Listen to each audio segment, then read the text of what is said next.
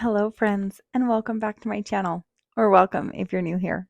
My name is Brandy, and I'm the owner of Boundless Treasures Boutique, and today we are going to be doing this 4-in-1 koozie. It is a full wrap, and of course, we're going to have a little glitter on here, and I'm going to show you how I accomplished this. So, with that being said, let's jump right in. I hope you all enjoy this, and please don't forget to like and subscribe. And thank you again. Your support means so very much to me. Now, to start, we are using a sanded and prepped 4-in-1 koozie from the Stainless Steel Depot. I did use flat white from Rust-Oleum to base paint this, and I did my normal sanding routine. I do have a video in here if you have questions about how I sand and prep my tumblers. But to get started, we need to glitter this beauty up. So I am using glitter from Recollections. The For my glitter all over, I'm using the Crystalac glitter glue, and we're just going to use this makeup brush, which, friends, say goodbye. This is the last time you will see this brush. It literally died on me after this video when I went to clean it. All the bristles came out, but it served its purpose very well for the time that it did. Anywho, oh, sorry, I was a little sad. That was my favorite brush to use for my glue and painting, but we'll just have to find a new favorite. So what I'm going to do is I'm going to use this brush, and I'm going to make sure that I evenly coat all around with that glitter glue that we applied. Typically, I will either use the Crystalac glitter glue or the epoxy method, just depending upon what I'm needing to do that day. I didn't have anything to epoxy, so it didn't make sense to whip up any epoxy. So glitter glue it was, and this worked out beautifully.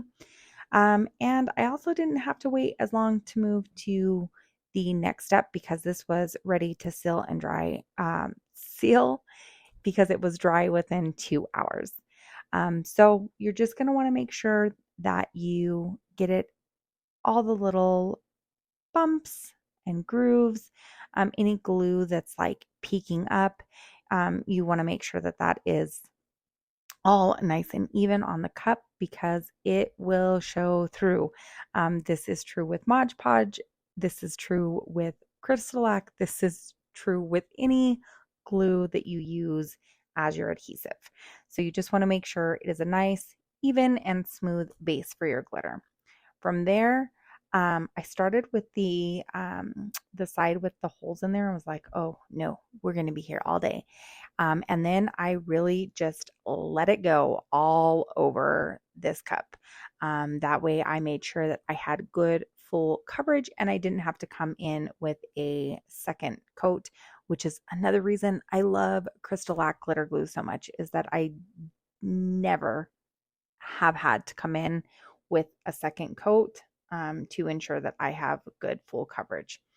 And then you just want to make sure that you tap off any excess, and don't forget to get the bottom of this koozie. You want that booty glittered as well.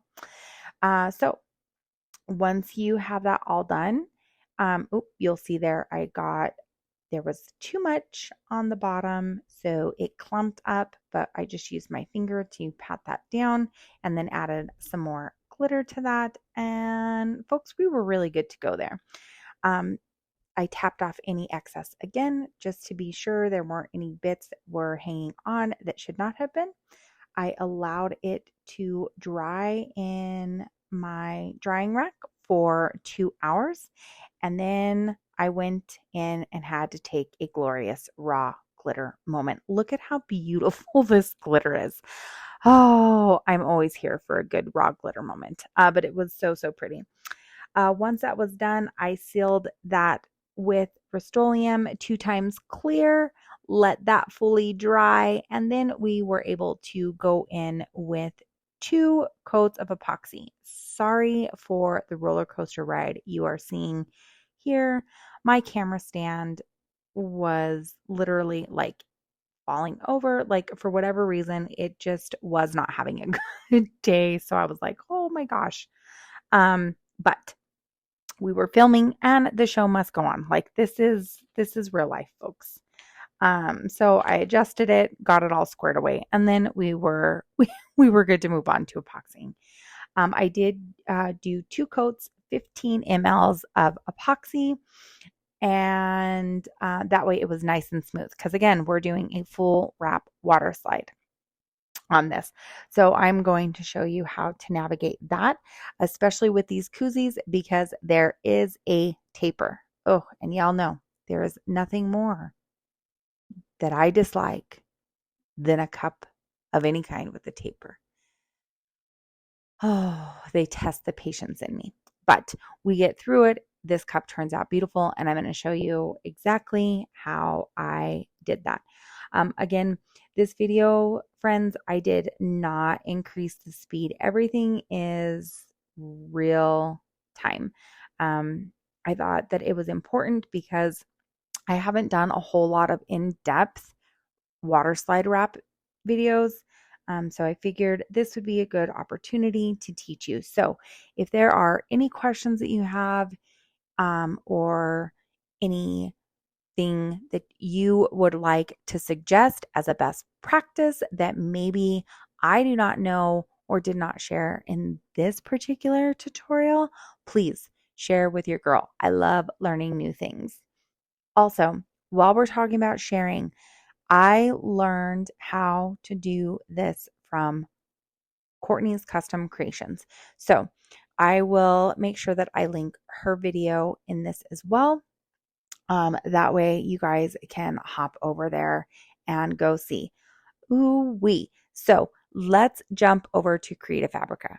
Friends, if you do not have a subscription to Creative Fabrica yet, you need to. I'm going to include my affiliate link. This will give you a discount on your first month. And then you pay, I believe it's like $9.99 every month thereafter. And of course, you can cancel it anytime. So if you decide in a month that you don't want all these images and all these fonts and this just isn't for you, you can cancel. But I promise you, you won't. There's so much, and it will save you so much money in the long run. On top of that, every image you use comes with commercial licensing. So what I did was I just searched evil eye, or yeah, that's what I searched. Evil eye in Creative Fabrica. I found this beautiful image. It was perfect for what my customer was looking for. So we uploaded that right into Design Space. And then from there, we did that as a print and cut, selecting the complex image, and we added it to our canvas.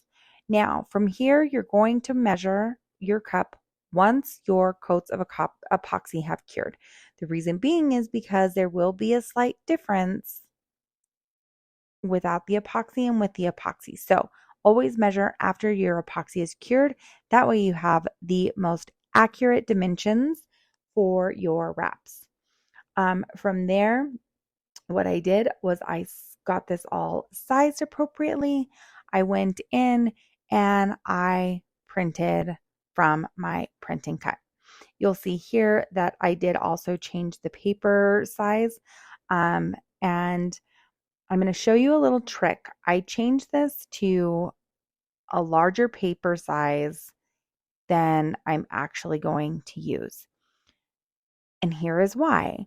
That will allow the print and cut in Cricut, because it has parameters, to actually print the image that I am wanting. So I'm not having to go into Adobe Illustrator. I'm not having to go into print a size. I can just do it right out of Design Space, and it works just fine. Now from here, I'm going to mirror the image, and you'll see in the drop down, again, we only have the larger size. So go ahead and hit continue, click send to printer.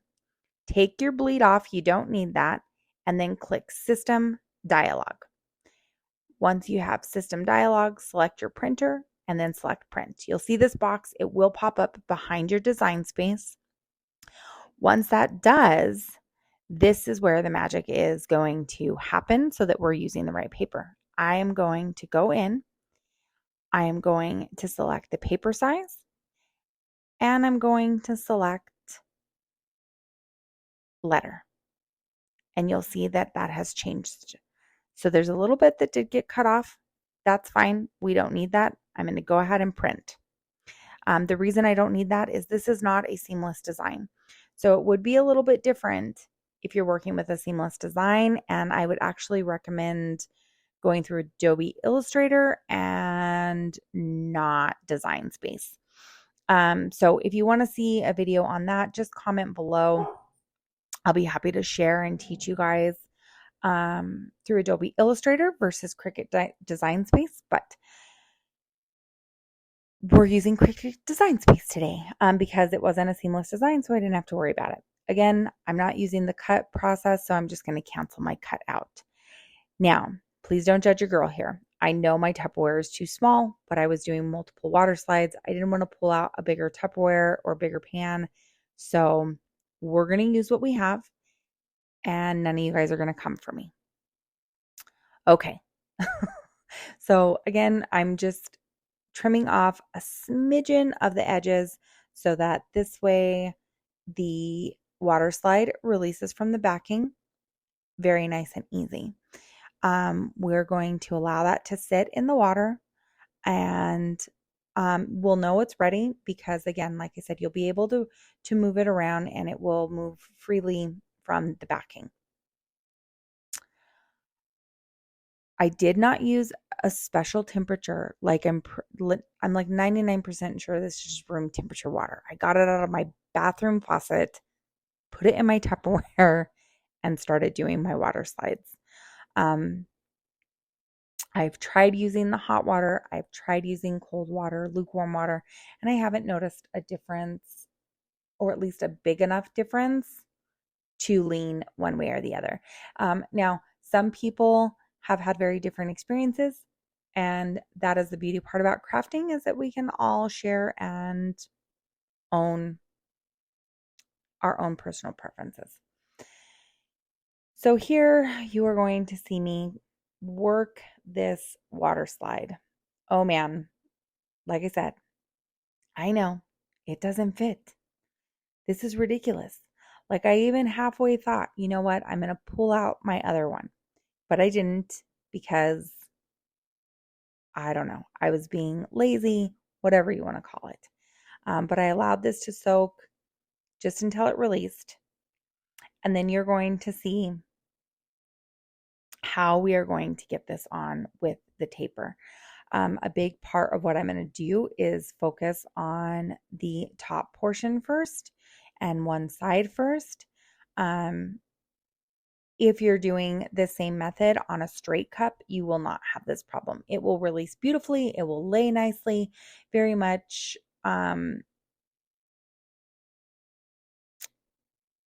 like in last week's video with the flamingo. It'll be perfect. But with tapers, it's a little different. So I wrapped this around, and this is when I remembered that the koozie has a taper, and I went, oh my, oh my. But as creators, we just got to keep going. So I slid that off just like so. I'm just applying a little bit of pressure, and look at how nicely that slides off. Again, if this were a straight cup, it would have gone on beautifully. But the taper is where the challenge of all this begins. So you're going to see me here. I'm going to start manipulating a little bit, stretching it, not too much because I don't want to rip. Holy moly. I'm sorry if you guys hear that screaming in the background. My neighbor kids are in the backyard and they're living their best life. and we're just going to let them live their best life. So if you can hear that, I apologize. Everything's fine. Okay, back to what we were talking about. So you'll see I kind of stretched and I manipulated that a little bit so that it met up nicely in the background. Now we're going to go through the challenge of getting all these wrinkles out, because the wrinkles are going to create air pockets. The air pockets are going to give you problems if you epoxy over them. So you're really going to want to just give this a whole lot of TLC. Now, I think it is Rebecca Escott. She uses Plasti Dip, and she swears by it.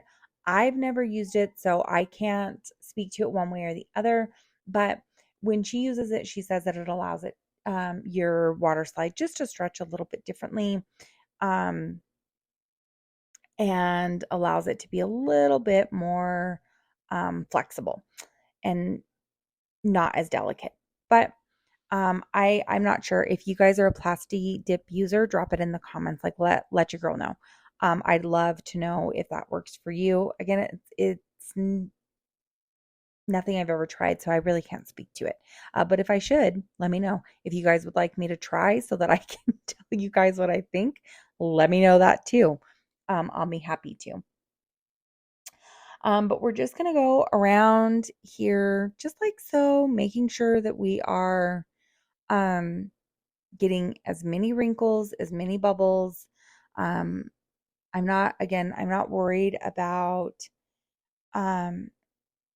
it being like seamless or anything, or a flawless wrap. Like, this image isn't a seamless image, so it's not going to be. But I am really, really focusing on all of those little wrinkles and bits and just adjusting it as I need to. But I'm going to let this finish playing through, and then I will meet you back when we're ready for the next step.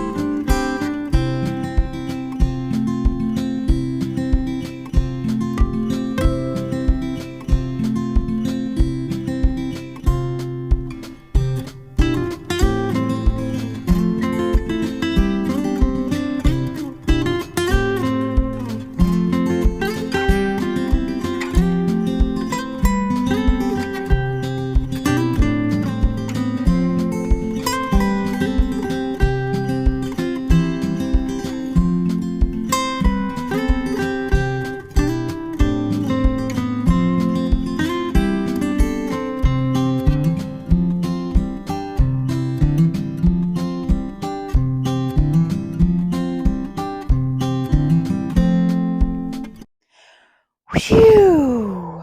Okay, we've made it. I'm using my coffee filter to wipe off any excess water and get this as dry as we possibly can. Um,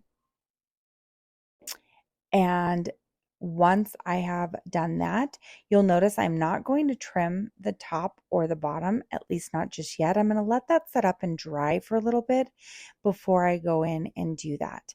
And then once I'm going to use my cup edging tool for the bottom, and I'm going to just use a really sharp craft knife for the top. Once we have done that, we are ready for our final 2 coats of epoxy. I did use Alumilite's Ultra Plus for both these 2 cups, and I'm going to tell you why. It's got UV inhibitors in it. Because we've got all this beautiful white, we want to make sure that we allow this cup to be bright and white and sparkly for as long as possible. And any UV rays will make any epoxy yellow over time. That's just the nature of it.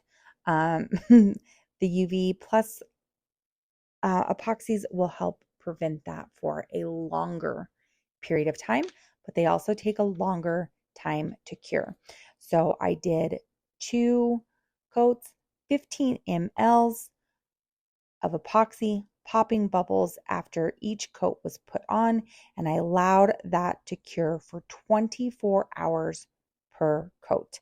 Again, the UV epoxies take much longer to dry, but it is so worth it if a majority of your cup is white, and your customers will thank you for it. I promise you.